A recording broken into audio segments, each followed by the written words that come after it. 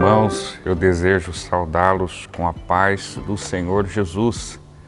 Nós somos a Igreja Evangélica Assembleia de Deus, Ministério do Belém, no campo de Presidente Prudente, oeste do estado de São Paulo.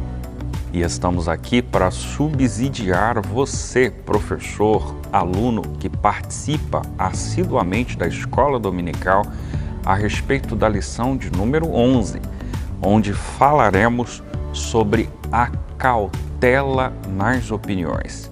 Sendo cautelosos nas opiniões é o assunto da presente lição.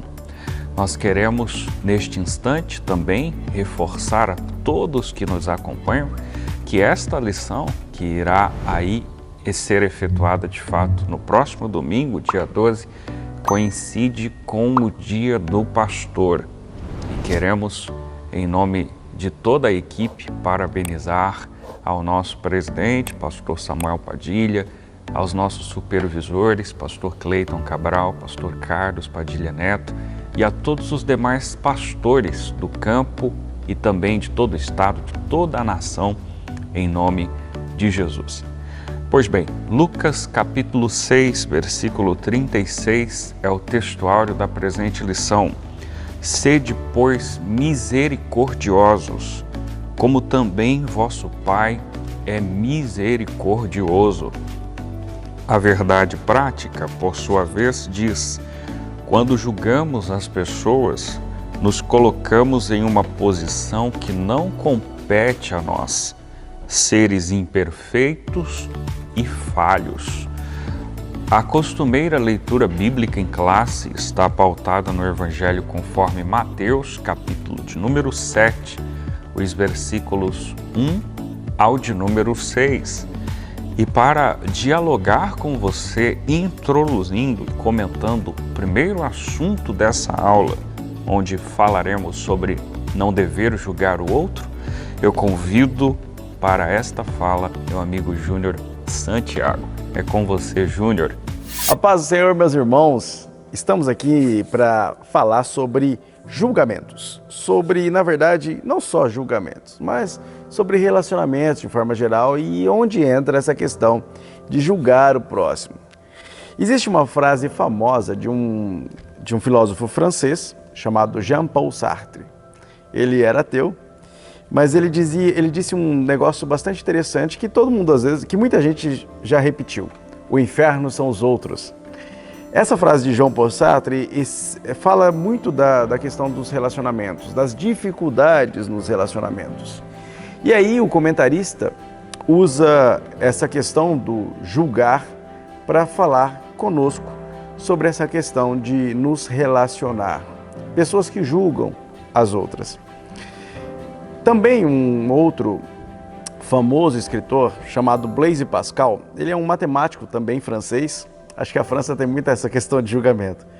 Mas dessa vez, não do século XX, como era Jean-Paul Sartre, mas do século XVII, chamado Blaise Pascal. Ele disse que quanto mais conheço as pessoas, mais gosto do meu cachorro. Essa frase, que chegou a ser repetida por Alexandre Herculano e tantos outros escritores e filósofos famosos também, ilustra muito dessa dificuldade de julgamento e da dificuldade de relacionamento que nós temos com as pessoas próximas a nós. Quando nós falamos sobre julgar os outros, nós tendemos a trazer valor às pessoas. Muitas vezes, no julgar, nos colocamos como superiores. E eis uma temática muito problemática na hora de olhar para a Bíblia. A Bíblia julga, a Bíblia indica modos de julgar. A Bíblia manda julgar, mas não sob essa medida de que um é superior e o outro é inferior. E aí entra a questão da necessidade de conhecer o entendimento bíblico acerca do que é julgamento ou do que é julgar os outros. Há uma questão que deve ser, primeiro, já de início, demonstrada aqui. Ninguém deve ser julgado. Nós somos todos iguais, então, portanto, eu não tenho condições de me tornar juiz sobre você ou sobre qualquer outra pessoa. eu sou tão pecador quanto qualquer outra pessoa no mundo. Portanto, nós somos iguais. Mas como igreja, a Bíblia muitas vezes nos manda julgar. Há exemplos, por exemplo, em 1 João 4,1. Julgai os espíritos. É uma ordem. Como igreja, nós julgamos os espíritos. Nós vemos pessoas na Bíblia julgando umas às outras. No caso, por exemplo, citado aqui na lição, Jesus, em Mateus 5,20, dá um exemplo de forma de julgar. Ele julga, sim. Paulo, também em 1 Coríntios 5,12 e 1 Tessalonicenses 2,14, também fala sobre alguns aspectos de julgamento. 1 Coríntios 14, 29, nós vemos também uma ordem de Paulo para julgar as profecias. E, obviamente, ao julgar as profecias, nós também julgamos os profetas. Portanto, o ato de julgar, ele está presente. Porém, não deve estar presente a ideia de que um é inferior e o outro é superior. Portanto, quando eu avalio uma opinião, quando eu emito uma opinião, quando eu avalio alguém, eu não posso me colocar como juiz desta pessoa, porque no final das contas eu não sou melhor que ela. E aí entra um outro problema também. Algumas pessoas dizem, pronto, por causa disso, ninguém pode me julgar. E algumas ainda são mais atrevidas, dizem, só Deus pode me julgar. E aí eu faço a pergunta de Robert McAllister Jr. Robert McAllister Jr. Tem Jr. no final, já é alguma coisa boa. Ele diz o seguinte, pessoas dizem, só Deus pode me julgar. E eu pergunto, isto não te assusta? Pois é, faço esta pergunta também. Tem gente que diz, olha, só Deus pode me julgar, e acha que isso é uma carta em branco, um cheque em branco para poder fazer o que quiser, para pecar em paz. Às vezes, essa frase é exatamente o que isso significa, me deixe pecar em paz. Às vezes a pessoa usa essa frase, só Deus pode me julgar, para que os outros deixem de importuná-la acerca do seu pecado. Porém, devemos lembrar que a Bíblia nos mostra que ela julgará, por ela, pela lei, pela Bíblia, também serão julgadas todas as pessoas, crentes e não crentes. Quando nós, como igreja, devemos julgar profeta, profecia, julgar uns aos outros, nós fazemos isso com base em uma regra que nivela todos, que é a Bíblia. Quando Deus julga em verdade. Portanto, ninguém pode escapar do seu julgamento. Terrível coisa é cair nas mãos de um Deus vivo. Lembra do texto de Hebreus? Hebreus capítulo 10, versículo 31.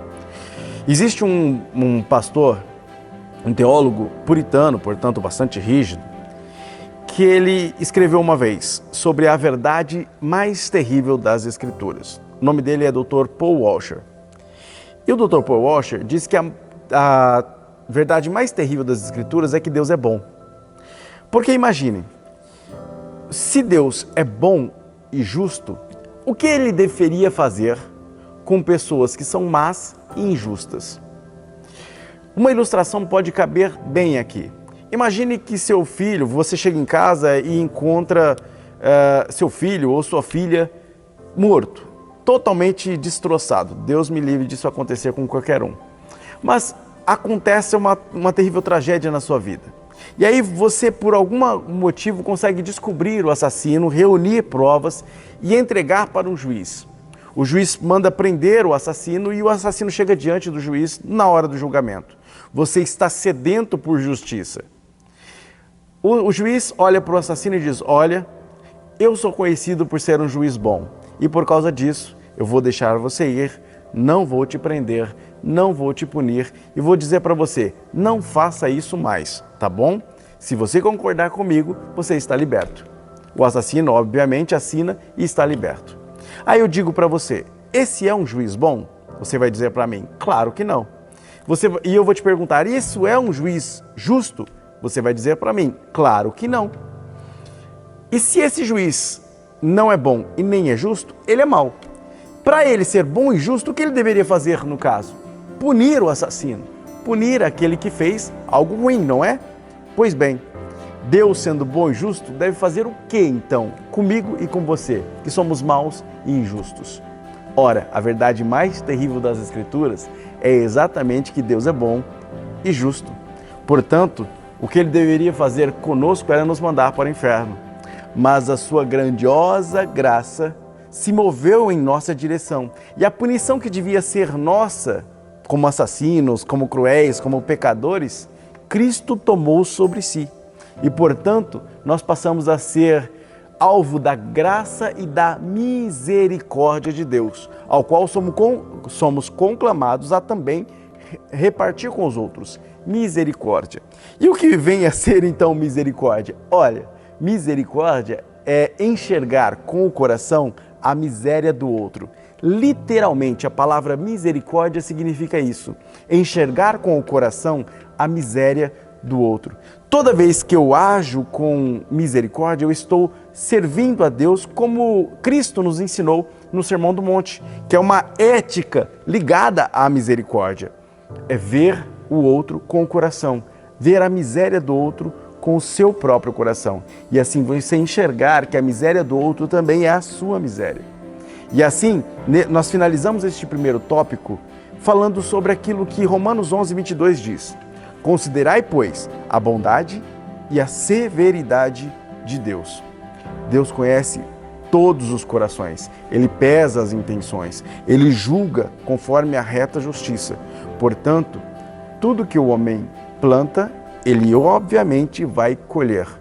Todo pecado te afasta de Deus, tanto aquela mentirinha quanto o assassinato.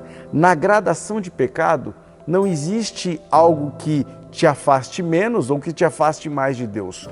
Todo pecado te afasta e todo pecado gera uma punição, uma consequência. E aí nós temos gradação de consequências.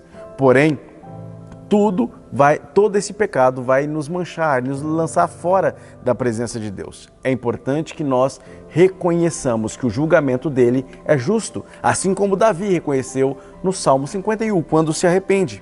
E lembramos também de que ele é bondoso, portanto entrega misericórdia àquele que se arrepende e deixa do seu pecado. Deus é tão bom quanto é justo, e assim nós devemos fazer o que Paulo recomenda: considerai a bondade de Deus, mas também a severidade do Altíssimo. Muito bem, meus irmãos, atingimos, portanto, o tópico 2 da presente lição, onde com um pouquinho mais de especificidade trabalharemos o tema proposto pelo pastor Osiel. Devemos primeiramente olhar para nós mesmos. Muito bem.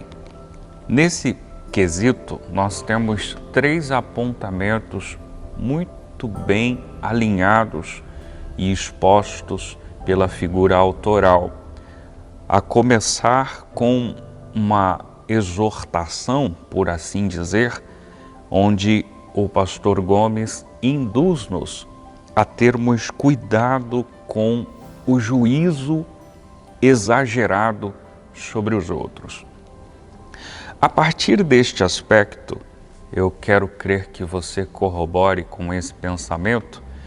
Capítulo 11, versículo 28 da primeira carta de Paulo aos Coríntios, percebemos uma máxima explícita pelo apóstolo e altamente conhecida. Paulo, a essa altura, afirma: examine-se, pois, o homem a si mesmo. Talvez seja este um dos textos mais enfáticos e objetivos que nos leva a refletir sobre a análise pessoal. Quero crer, inclusive, que esta fala se coadune com princípios expostos pelo autor na lição. Haja vista que ele mesmo afirma: pessoas que emitem juízos impensados e infundados a respeito de outros podem estar tentando esconder o seu calcanhar de Aquiles, os seus próprios erros. Ele faz inclusive um levantamento, uma coleta de dados de exemplos bíblicos, e nós poderemos rememorar 2 fatos. Primeiro, o próprio rei Davi, que depois de cometer um adultério e homicídio, uma vez interpelado pelo profeta Natã, que lhe conta uma história de um viajante que mata a única ovelha de um homem pobre, é incisivo na sua decisão. É severo. Olha Davi para o profeta Natã e concebe a ideia de que esse viajante, por conta de cometer tal atitude, é digno de morte. Não só este exemplo vem à nossa mente e olhos, como também o capítulo 38 do livro de Gênesis, texto que apresenta a história de Judá e Tamar, sogro e a nora. Fica nítido que ali consiste de maneira implícita a lei do levirato, e depois de Judá, sem um entendimento, deitar-se com Tamar, percebam os senhores que ele, uma vez sabedor dos atos cometidos por ela, é extremamente árduo e pesado nas suas definições.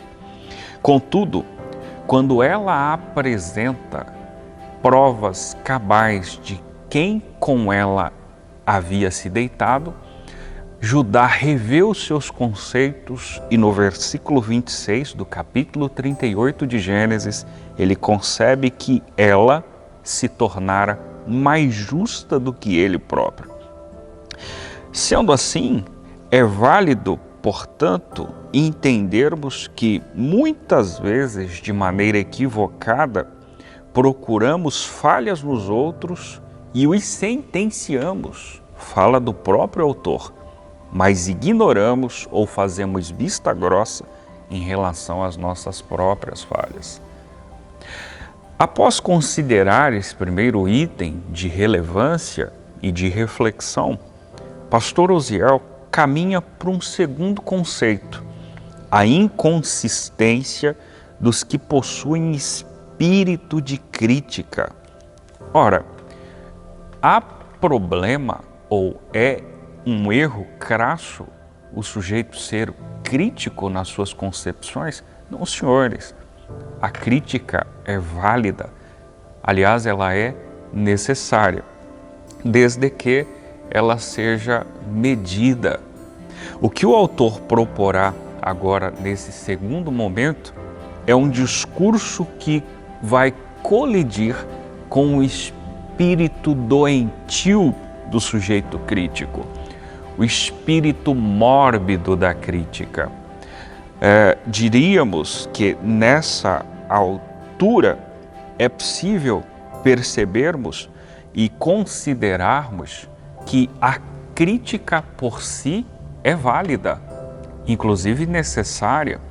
Aliás, existem respaldos bíblicos que mostram ações apostolares com relação a um pensamento crítico. Se você for até a carta de Paulo a Tito, capítulo 3, versículo 10, você vai perceber que Paulo solicita a esse filho na fé que evite o homem faccioso. Recomende, instrua por 1, 2 vezes. Se não houver alteração na sua conduta, comportamento e postura, evite-o. Isso é um pensamento crítico. Naturalmente que existem diversos outros, mas por esse é possível que notamos um sujeito conhecido biblicamente, a saber, o apóstolo Paulo, fazendo uso da crítica e de maneira sadia.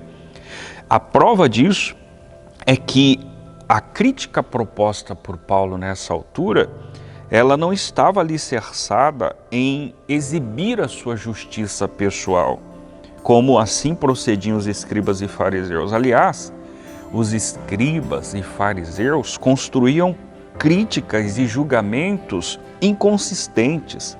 Gostavam de mesas redondas, de plateias, de auditórios, que por vezes não conhecem a verdade, e geravam inúmeros preconceitos e concebiam preceitos e ideias pelas primeiras impressões.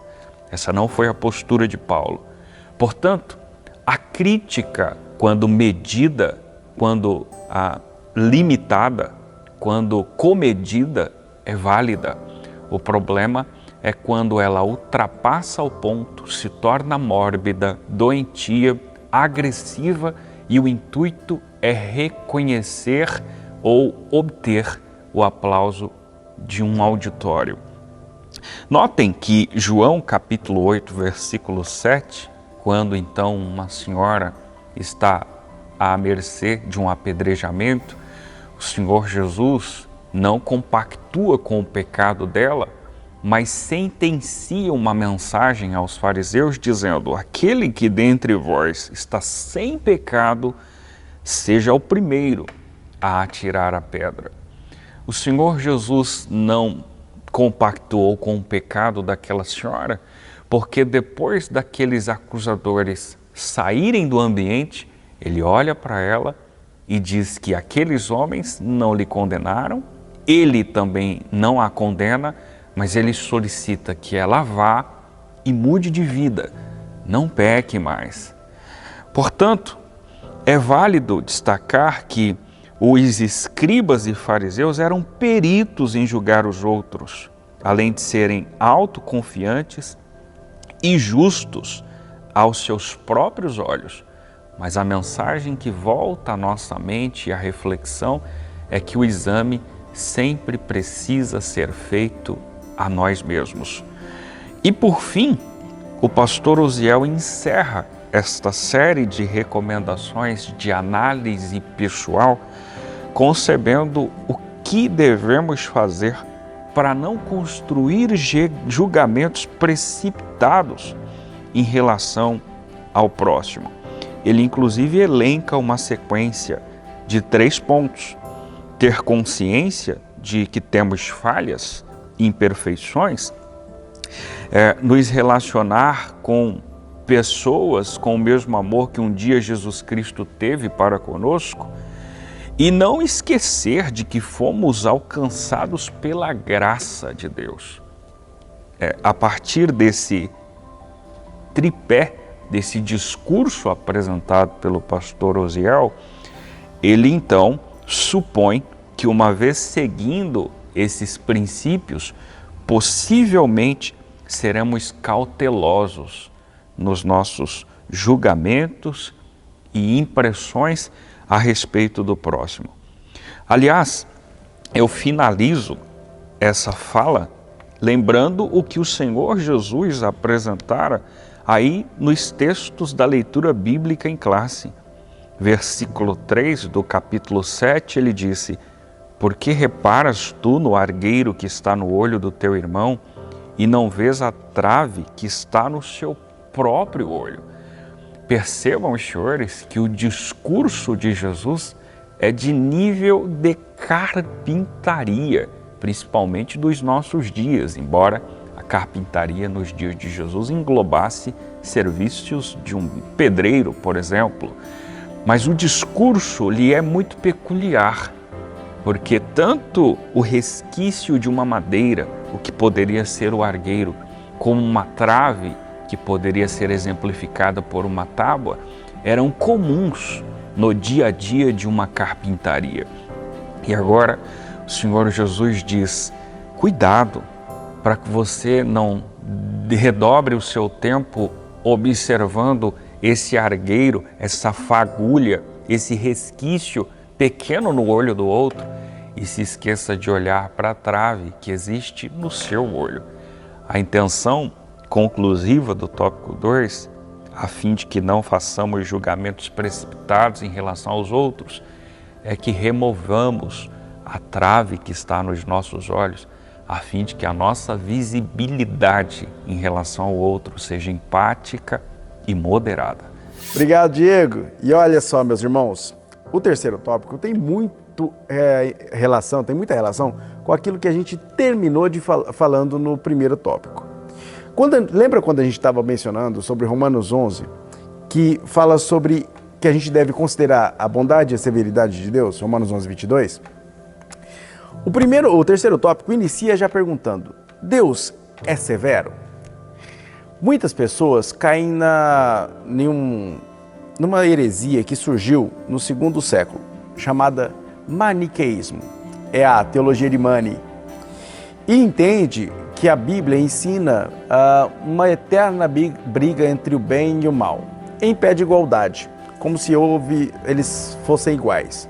É aí que entra as pessoas igualando Deus e o diabo, tentando imaginar que o diabo seria um inimigo eterno de Deus, o grande rival de Deus, o que não é verdade, obviamente.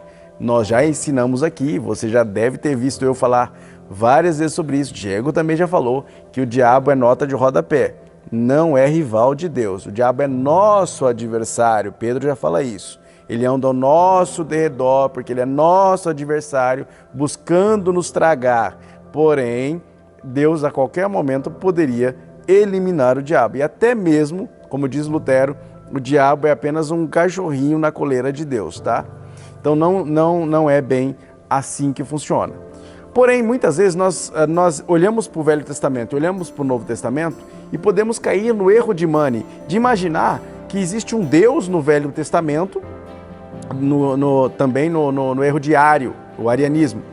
Um Deus no Velho Testamento que é severo, que é justo, que mata, que destrói, e um Deus no Novo Testamento que é bondoso, que é amor, que é graça. Algumas pessoas começam, inclusive, a rejeitar o Antigo Testamento porque imaginam que é um Deus que se transforma e que no Novo Testamento ele é menos severo, que ele é bonzinho, o que não é verdade. Há muita graça no Antigo Testamento, há grande graça no Antigo Testamento. Deus é bom no Antigo Testamento e existem várias formas de provar isso, não dá tempo de a gente falar sobre isso aqui. E no Novo Testamento, Deus continua sendo severo. Citei o caso de Hebreus, falando, coisa terrível é cair nas mãos de um Deus vivo. Mas ainda podemos citar Apocalipse e verificar em como no Apocalipse o grande guerreiro, Deus, Jesus, vem para pisar o lagar. Ele vem para destruir os seus inimigos. Sua roupa se suja de sangue. E não é sangue de Jesus da cruz. Não é o sangue carmesim inocente, mas o sangue dos inimigos que serão pisados por este rei vencedor, por este guerreiro vitorioso que vem no Apocalipse vencer a grande guerra contra todos os inimigos de Deus, todos aqueles que se levantam contra Deus no Apocalipse. Portanto, Deus continua sendo esse Deus justo e bom e terrível por causa disso, exatamente, tanto no Antigo quanto no Novo Testamento. Agora perguntamos, a sua severidade, ela é grande ao ponto de destruir indistintamente, de não avaliar nada, de ser uma régua que abarca todos e que não tem espaço para o amor e para a graça? Muito pelo contrário. A severidade de Deus nos pesa tanto em relação ao pecado, colocando-nos, portanto, pesados na balança de Deus, mas também pesa a graça emanada em Jesus Cristo na cruz do Calvário, fazendo com que, portanto, esta balança se desequilibre para o lado da graça. Isso não significa que Deus diminua o seu julgamento, isso não significa que Deus deixe de ser justo, mas a punição que era reservada para mim foi lançada sobre Cristo e Cristo a pagou integralmente. Isso, portanto, faz com que Deus seja justo e bom ao mesmo tempo. E assim, a sua justiça, ela é efetivada no mundo como um governo moral. Nós entendemos o que é bondade a partir do supremo bom, Deus. Nós entendemos o que é o amor a partir do amor encarnado, Jesus. Nós entendemos a verdadeira paz através da reconciliação que tivemos nós, inimigos de Deus, com Deus. É esse sentido que nos aproxima de Deus, é que nos mostra como tudo é relativo, mas Deus é absoluto. Essa distinção nos faz entender como Deus julga. Deus julga conforme a sua graça, mas também segundo uma reta justiça. Todos os pecados, todos os erros têm punições e têm consequências. Isso é indubitável. Nós vemos isso, por exemplo, no caso de Davi, referenciado aqui no terceiro tópico. Mas também podemos observar como Deus tem graça no próprio julgamento, como há misericórdia de Deus no próprio julgamento. Veja bem, pesemos aqui na nossa balança Imagina agora o contrário. Imagine que nós tivéssemos o direito divino de julgar a todos. Que Deus delegasse para nós o direito de julgar. E aí nós fôssemos olhar o caso de Saul e de Davi. Saul cometeu um grande erro. Saul não deu crédito a Deus, Saul tomou o lugar do sacerdote, Saul fez muitas coisas erradas. Mas Saul não cometeu um adultério. E Saul também não cometeu um assassinato premeditado. Pelo menos não ali na Bíblia. Ele queria cometer um assassinato, uma tentativa, Davi. Mas ele não fez igualzinho aquilo que Davi fez, de forma planejada e tudo mais. Ele não matou alguém desse jeito. E aí nós olhamos para o pecado de Davi.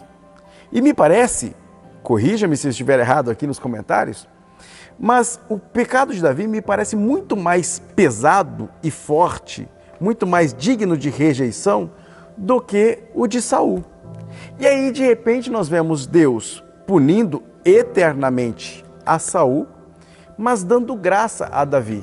E qual é o critério de julgamento de Deus para esses dois casos?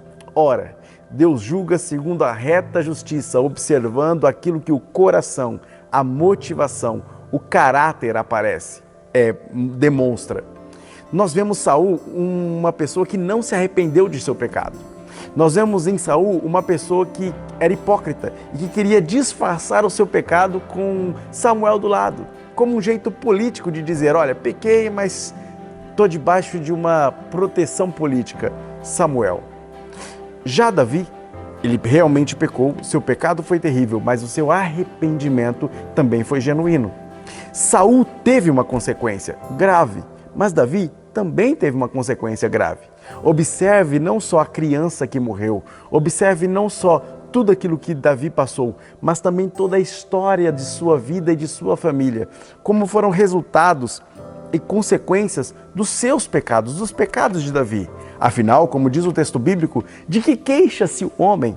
Queixa-se dos seus próprios pecados. Nós sofremos as consequências dos nossos próprios pecados e não podemos culpar a Deus pelas consequências, já que nós somos esses culpados. Nós somos aqueles que cometemos o erro.